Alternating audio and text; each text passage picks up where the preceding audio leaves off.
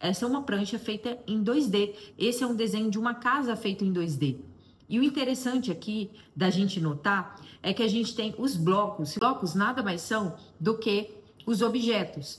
A mesa é um bloco, cada cadeira é um bloco, o sofá é um bloco, essa outra mesa é um bloco, o cooktop é um bloco, a cuba é um bloco, um misturador é um bloco, uma porta é um bloco, um vaso, uma bacia sanitária é um bloco, a bancada é um bloco, cada elemento, cada objeto é um bloco. O carro é um bloco, a parede não é um bloco. Então, tudo que for um objeto que vai preencher aquele espaço, a gente na arquitetura e no design de interiores, a gente chama de bloco, que é esse desenho que a gente vai colocar na prancha. Bem, esses blocos, nesse esquema aqui, são blocos padrões. Essa mesa, eu não consigo definir qual é a marca que fez, qual é o designer, qual é o fornecedor, porque é uma mesa genérica. A cadeira é uma cadeira genérica. A cama é uma cama genérica. Guarda-roupa, a mesma coisa. Bacia sanitária, chuveiro, são blocos genéricos.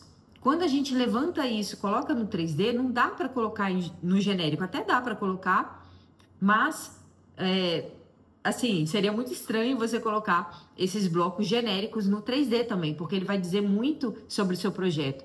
Os blocos genéricos que a gente coloca no 3D é quando é, por exemplo, um projeto para construtora, em que a gente vai só humanizar aquele ambiente ali para dar uma noção de como é que aquele ambiente ele funciona, a área que cada mobiliário ocupa ali, o que dá para fazer, mas é algo genérico só para ilustrar mesmo o que vai acontecer ali. Ainda assim, a gente precisa ter essa preocupação de qual é esse mobiliário que a gente vai colocar ali para ser vendável. Quando a gente passa para essa planta que ela é mais humanizada, e qual a diferença da planta técnica da planta humanizada? A planta técnica é uma planta preto e branco que vai trazer informações voltadas para a execução do projeto, como cotas, legendas, informações de metro quadrado, mas é uma planta técnica preto e branco.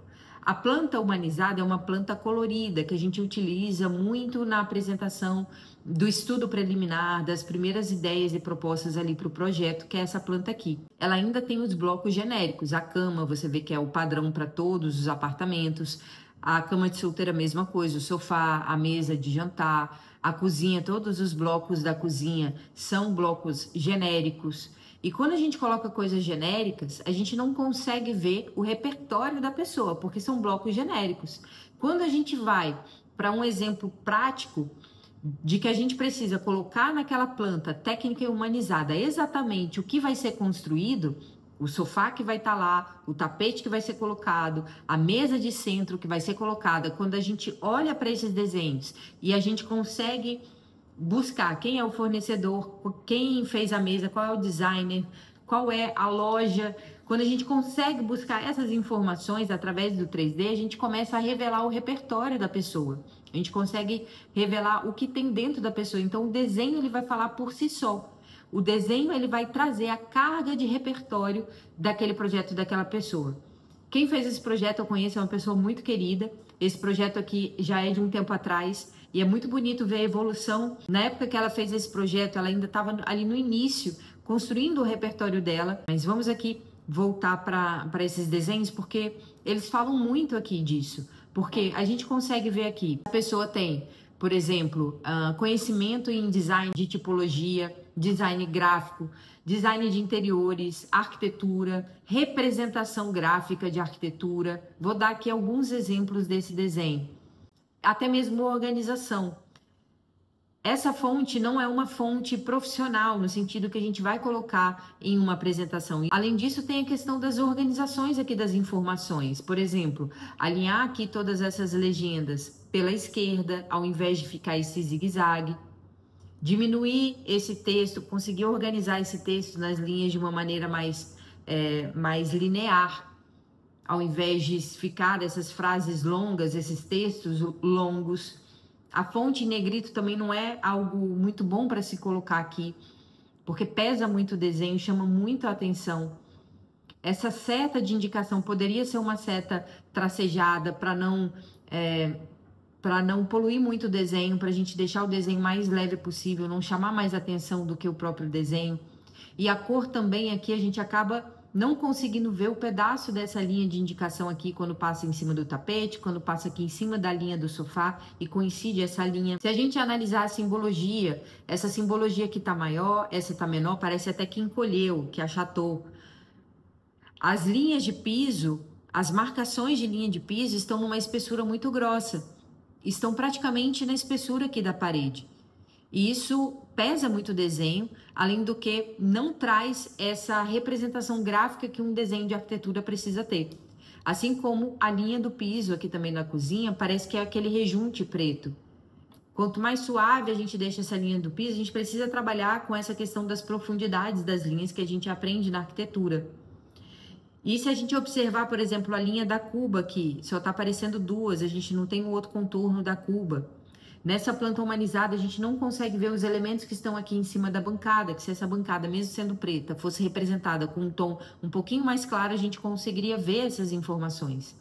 Da mesma coisa, a gente consegue ver que falta design aqui para o mobiliário da mesa de jantar, das cadeiras, até mesmo a montagem da mesa, os pratos, os copos, a gente vê que é algo básico ali, genérico, e não o que poderia ser para valorizar o projeto. E a mesma coisa que a escolha do sofá, a disposição das almofadas, a escolha das almofadas, a gente vê que falta o design, falta essa questão da particularidade do design de interiores. Só que eu não estou falando que tem que colocar ali um sofá super luxuoso, super caro, não é isso. Existem sofás que são o preço ok, mas que tem ali o design, tem ali a diferenciação. Então, são vários elementos aqui que a gente consegue ver através do desenho. O desenho, ele revela muitas camadas de um arquiteto. Ele revela o que tem no seu recheio. Qual é o seu repertório?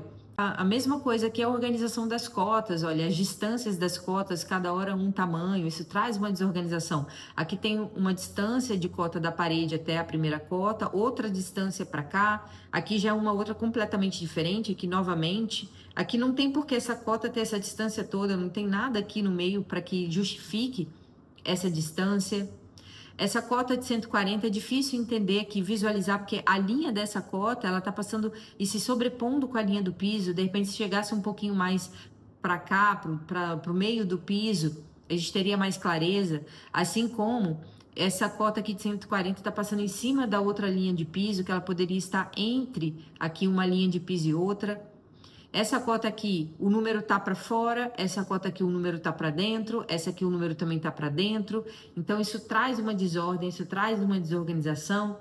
Esses blocos soltos aqui, eles não criam uma composição, a gente vê a falta desse repertório. E quando a gente coloca o 3D, a gente consegue preencher esse 3D com o que é real, e a gente volta lá no início que a gente estava falando do SketchUp. O SketchUp, ele tem uma biblioteca gigantesca de blocos 3D, ou seja, de objetos de mobiliários reais, que o que você vai colocar ali, você pode ir na loja comprar exatamente aquele sofá, e isso fez com que evidenciasse e muito o que o arquiteto tem no seu repertório, porque a gente consegue colocar agora no 3D no projeto, seja ele em 3D, em 2D no SketchUp, exatamente o que vai ser na vida real e não mais os blocos genéricos, não mais isso aqui. Quando a gente estava no 2D, a gente via tudo no 2D, inclusive a fachada da casa, a gente fazia ali o plano da vista em 2D e era difícil entender essa questão da volumetria em 3D. Agora não, agora a gente pode fazer isso de forma real, colocando as texturas, os materiais reais, os fornecedores reais. E aí a gente se depara com um mercado que enxerga isso aqui, profissionais que já têm essa experiência, que já têm essa vivência, que já tem um repertório, que já está no mercado há anos, que já está ali usando a ferramenta e conhecendo a ferramenta, conseguindo explorar a ferramenta do SketchUp. Quando pega esse pessoal que falta isso, falta essa base, falta o básico, se frustra. Então, os frustrados não são só aquelas pessoas que estão ali como estagiário, como arquiteto recém-formado, ou como arquiteto com 5, 10 anos de formação, mas que não teve essa vivência, sabe? Isso diz respeito a todo mundo. Eu, quando comecei a fazer o 3D, eu também não sabia quase nada. Se você vir a minha imagem, infelizmente eu não tenho acesso a essa minha primeira imagem que eu fiz, mas era uma tristeza tristeza. A vegetação no 3D eu coloquei como se fosse marcha soldado. Eu peguei um bloquinho de vegetação 3D, saí replicando, pá, pá, pá, pá, pá, pá, pá. O céu era um céu azul claro, cintilante, com umas nuvens gigantescas, completamente fora da escala. Aquela luz estourada, aquelas árvores assim, a gente fala chapadas, né? Mas aquela árvore sem profundidade, que não tinha nada a ver com a iluminação do render. O render estava claro, a árvore estava escura.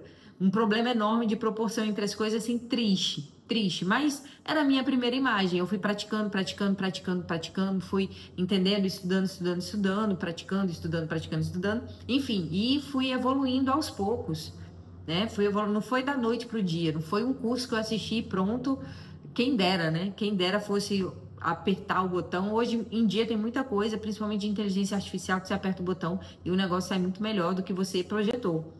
Mas depende, a gente ainda não tem uma ferramenta que vai projetar o executivo para você, vai criar coisas fantásticas para você, e até mesmo inteligência artificial. Hoje, se você não tiver uma base no 3D muito bem feita, ele não vai criar algo novo para você, ele vai pegar aquela sua base ali e criar em cima daquela sua base. Se você não coloca as informações naquela base, a inteligência artificial ainda não vai fazer por você, quem vai projetar é você.